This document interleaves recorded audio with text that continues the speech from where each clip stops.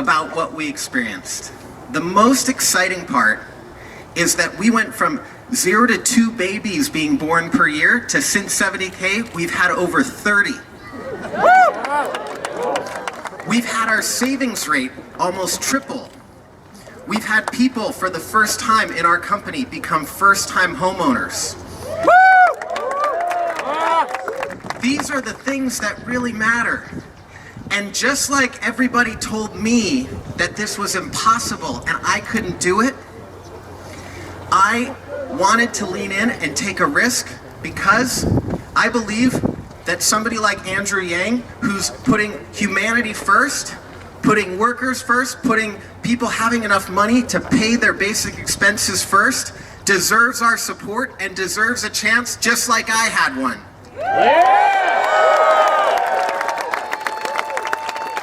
And so, with that, I would like to introduce you all to the next President of the United States, Andrew Yang.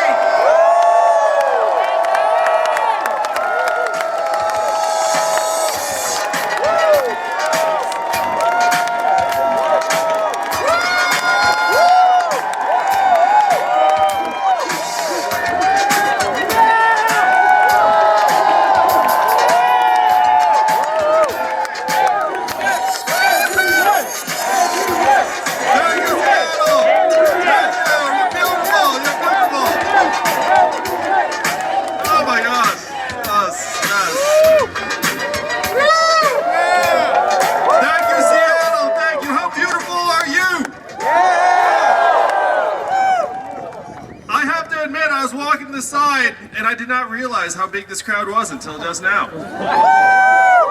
This is one big gang and it's getting bigger all the time. Thank you, Yang Gang Seattle!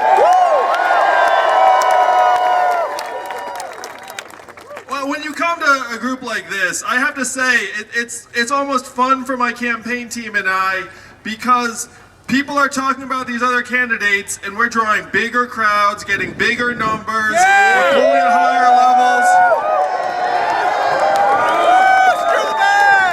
Now, you all are here, if you're here, you know that I'm not a career politician, I'm an entrepreneur, I'm a problem solver, and I'm here to solve the problem that's been driving our country to distraction for the last 2 years, which is how the heck did Donald Trump win in 2016?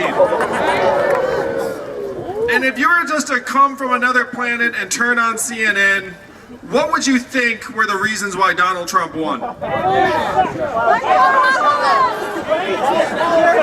The list would go and agree, so someone just shouted Russia, that's definitely very high on the list.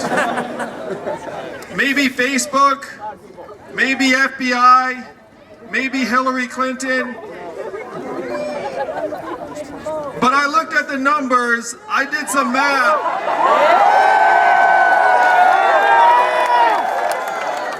And the reason why Donald Trump is our president today is that we automated away 4 million manufacturing jobs in Ohio, Michigan, Pennsylvania, Wisconsin, Missouri, Iowa, all the swing states that he needed to win. How many of you are from one of those states? Yeah, I knew it. And so if you're from those states, you know what I mean. And now, how many of you all work for Amazon or one of the tech companies out here? It's cool.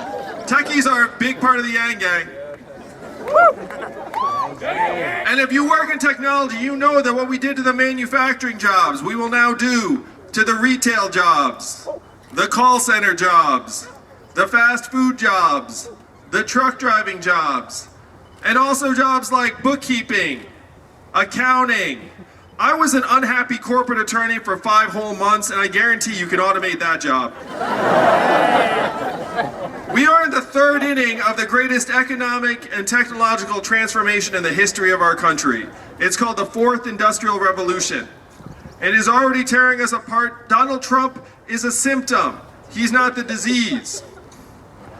It is not immigrants that are causing these problems throughout our country and economy. It is technology. It is not immigrants. What do you think, Seattle? So this is what drove Donald Trump to win. And I looked at the numbers. There's actually a direct line up between the adoption of industrial robots in a district and the movement towards Donald Trump. You can actually trace the line district by district. So I had the research and I went to Washington, D.C., and I'm a pretty cool guy, so I can meet with fairly important people. Yeah! Woo-hoo! And what do you think the folks in Washington, D.C. said to me when I said, hey guys, we're going through this massive transformation. It's already gotten Donald Trump in the White House and it's just going to get worse. What are we going to do? What do you think the folks in Washington, D.C. said to me when I said, what are we going to do? So the big responses I got were, number one, we cannot talk about that. Number two, we should study that. And number three, we must educate and train all Americans for the jobs of the future. And that third one sounds halfway responsible. If you really didn't know what they were saying, you'd be like, yeah, that's right. And then you just like turn away. And then they'd go back to their salad and say, excellent, the conversation is over. But again, I looked at the numbers. The effectiveness rate of government-funded retraining programs for manufacturing workers. How effective do you think those were? Shout out some numbers. 50%. Not very effective. It was 0 to 15%. And so then when I said, hey, we're terrible at that, it's 0 to 15%. You know what they said to me? They said, he said this salad is delicious. That's what he said. But what they said to me was, I guess we'll get better at it then. That's what passes for policy in Washington, D.C. I guess we'll get better.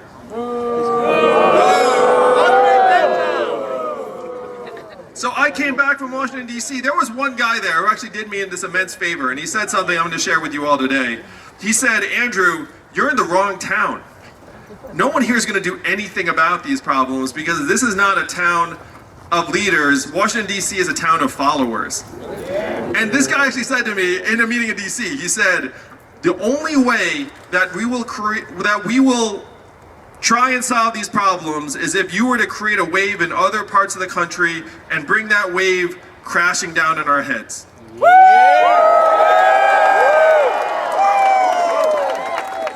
And what I said to him was, challenge fucking accepted.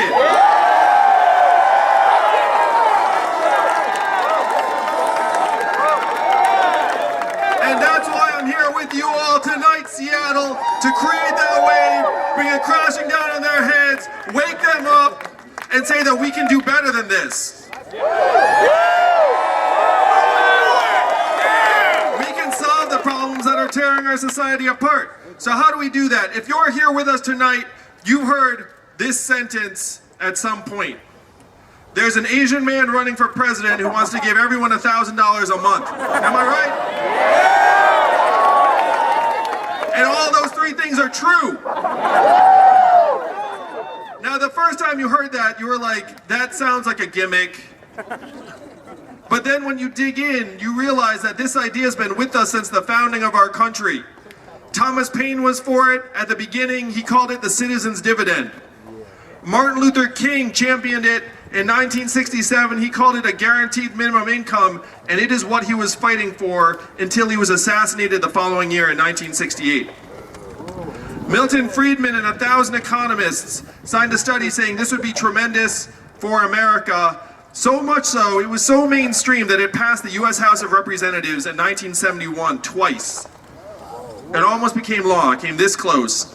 And then 11 years later, one state did pass a dividend where now everyone in that state gets between $1,000 and $2,000 a year, no questions asked. And what state is that? And how do they pay for it?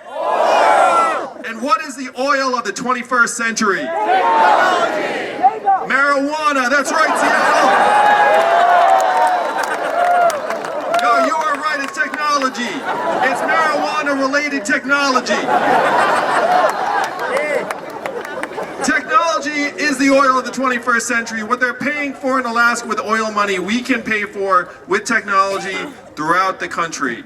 Now, I know some of you work for Amazon. How much did Amazon pay in federal taxes last year? That's right. And you know those accountants were high-fiving, being like, we got it down to 0 taxes again this year.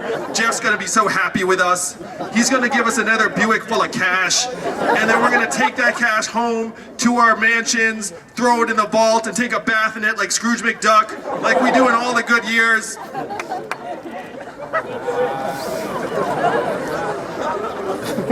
Amazon's like this giant vacuum sucking up $20 billion in commerce every year out of our Main Street economies.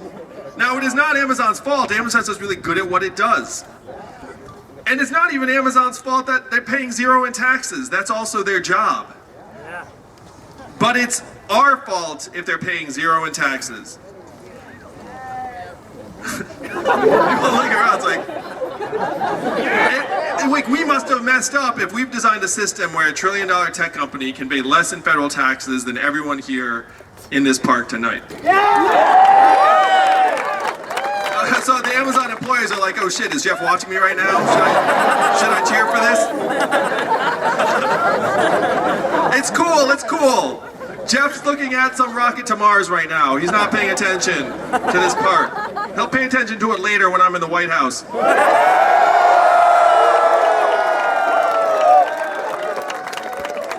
So if companies like Amazon are going to invest billions of dollars in AI and make things faster and more efficient, that's great. But we have to put our entire society, including everyone here in Seattle, in position to benefit from that progress and share in it. And that's what this $1,000 a month is designed to do. Now, I want you all to think for a second. After I'm president, thank you, Seattle. We pass the dividend, it comes your way. You all are like, wow, this really is happening. Like the dividend's really coming through. What would you all spend the money on?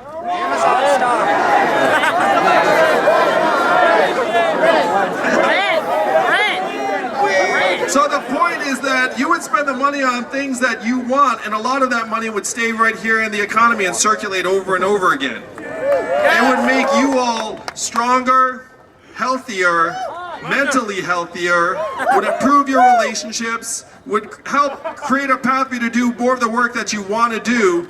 This is the human-centered trickle-up economy. From people, families, and communities up. And that's what we can make a reality.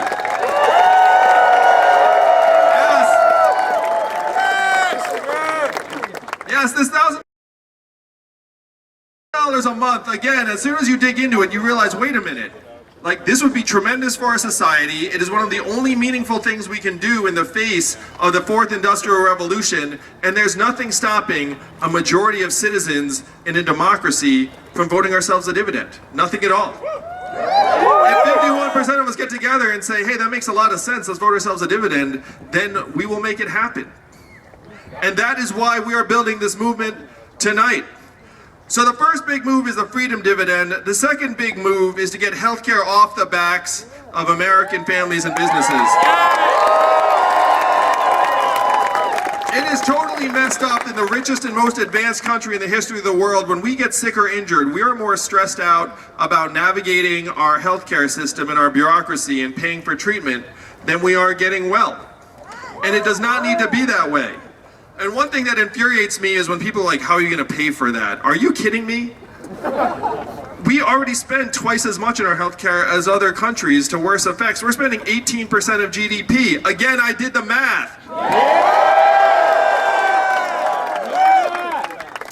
We can get the prices down, the access up, and improve our healthcare system and make it much more transparent and rational. I have a friend who's a healthcare investor. And she said to me, she said, Andrew, I've been looking at the numbers of these healthcare companies and I've never seen anything like it.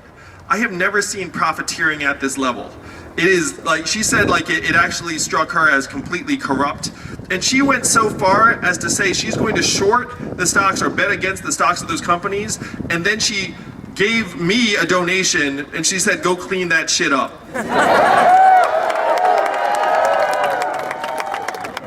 So that's what we have to do in the healthcare system. We have to straighten out our incentives. We have to make it so that right now our healthcare providers benefit more from revenue generating activity than they do something that would make us healthy. And if we get the incentives right, we can make it so that our healthcare system starts working for us.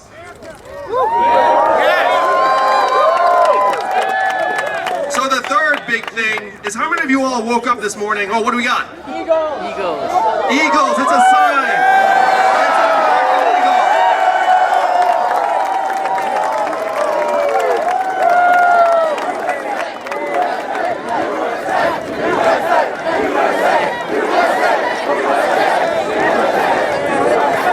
Oh, mighty eagle. Come to my hand. Snatch this cap off of my head. So the third big move we have to make, how many of you were excited about GDP when you woke up this morning? How many of you were like, I'm gonna make a big contribution today, I can feel it. So GDP is going up and up. Meanwhile, more and more Americans are getting left behind. How many of you knew that our life expectancy has declined for the last 3 years? Yeah, and why is that? Suicides and drug overdoses have both overtaken vehicle deaths as leading cause of death for the first time in American history.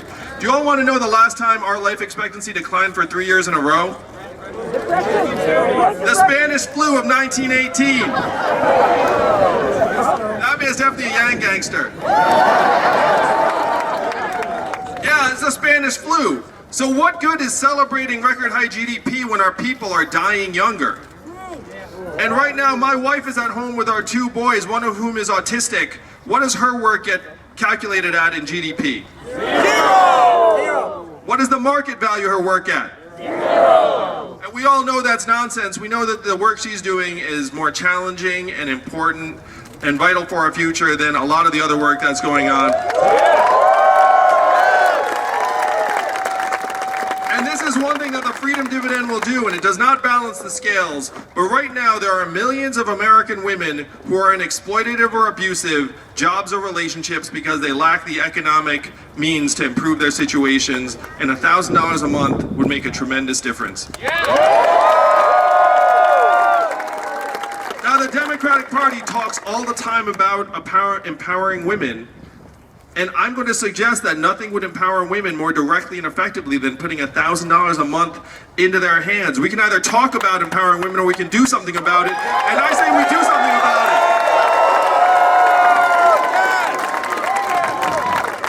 it. So if GDP is not a measurement that we're excited about, what would get you all excited? What would you like if that improved, that would actually make you say, wow, things are getting better? Andrew Yang in the White House, I appreciate that. Thank you. So mental health and freedom from substance abuse. Education and childhood success. Our own health and life expectancy. Yes, homelessness and everyone having a roof over their head. How clean our air and water are. These are measurements that would actually get you excited.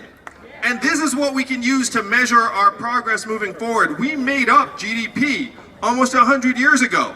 And even the inventor of GDP said 3 things. He said, number 1, this is a terrible measurement for national well-being and we should never use it as that. Number 2, we should include parenthood and motherhood because it's so important. And number 3, we should not include military defense spending because it has no economic value. So of course we ignored all 3 of those things, and now we're riding GDP off a cliff because things like self-driving trucks and AI are going to be great for GDP, but they're going to leave more and more Americans behind. Now here's a great thing, Seattle. This is not that hard to fix. After you get me into the White House, all I have to do... USA! USA! USA! USA! USA! Are you chanting USA or US Yang? I couldn't even tell. Either one. When you were saying USA and I cupped my ear, I got like Hulk Hogan flashbacks to the 80s. So this is not that hard to fix. After I'm president, all I have to do is go down the street to the Bureau of Labor and Statistics and say, hey, GDP, really old, really out of date. How about we update it with these other measurements that people would be much more excited about, and then I'll present them all to you every year at the State of the Union. I'm going to be the first president to use PowerPoint in the State of the Union. How do you feel about that?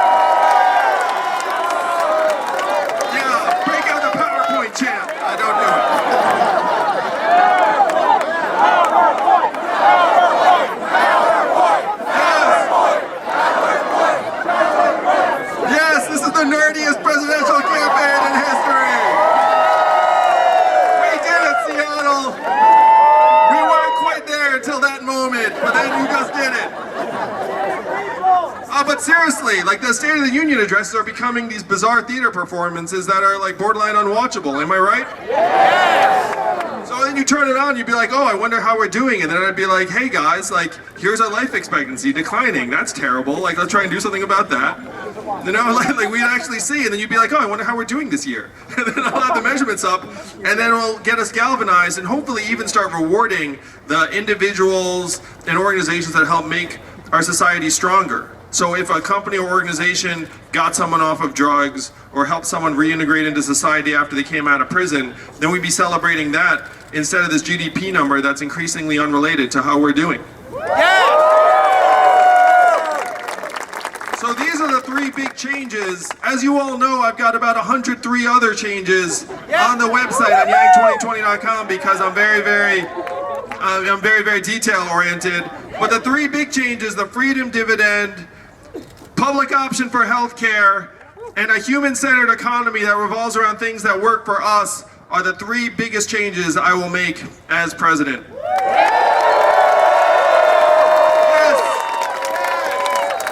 Yes. So I'm going to talk a little bit. I'm going to bring you guys behind the curtain a little bit. It's so much fun. This campaign, we're like taking off, and I'm a numbers guy, and I see all the numbers heading up to the right. So we are polling at 3% nationwide, higher than your governor, Jay Inslee.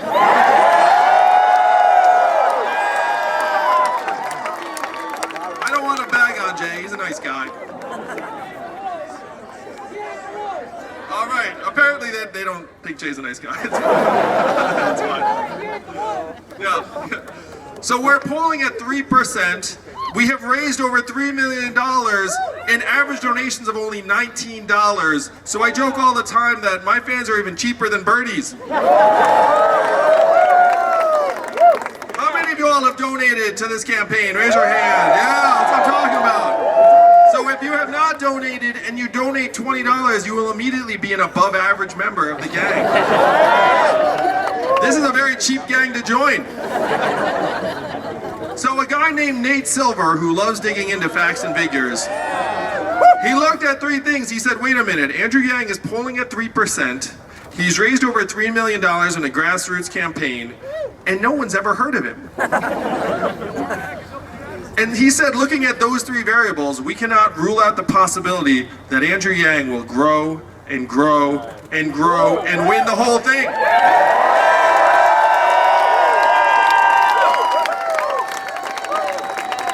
And right now, Democrats are casting about. You ask Democrats what the most important feature in a candidate is, and it's beat Donald Trump.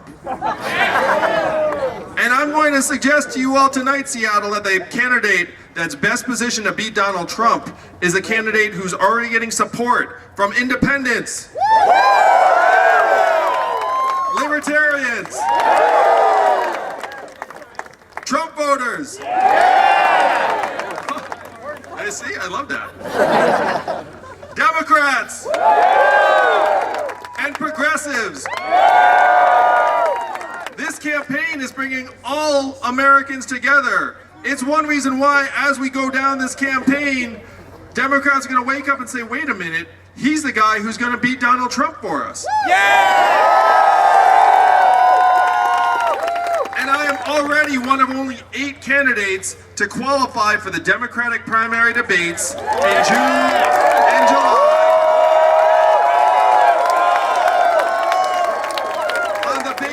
On the basis of both polling and donations. So thank you for making that happen. And you know what America's going to think when they turn on that TV and see me on stage. They're going to ask, who is the Asian man next to Joe Biden? That's my president. And then they're going to Google Andrew Yang and they're going to be like, holy cow. $1,000 a month is a much more concrete way to improve my life than anything anyone else on that stage is talking about. And we're going to grow and grow and grow.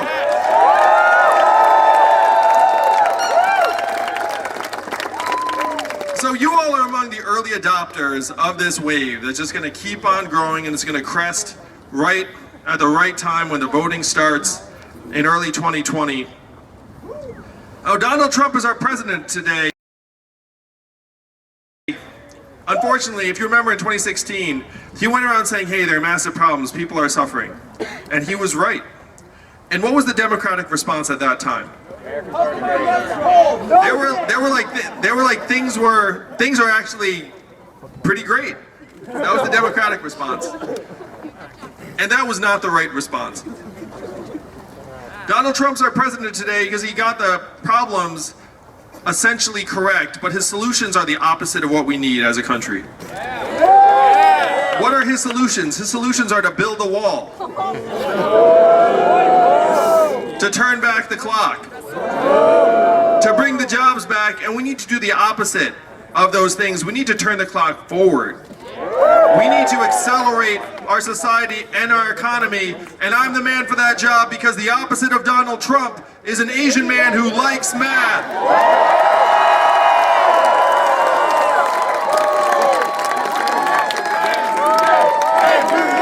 Chant my name, Seattle!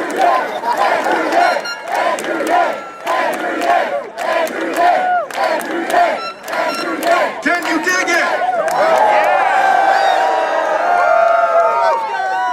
All right, some Warriors fans. That's beautiful.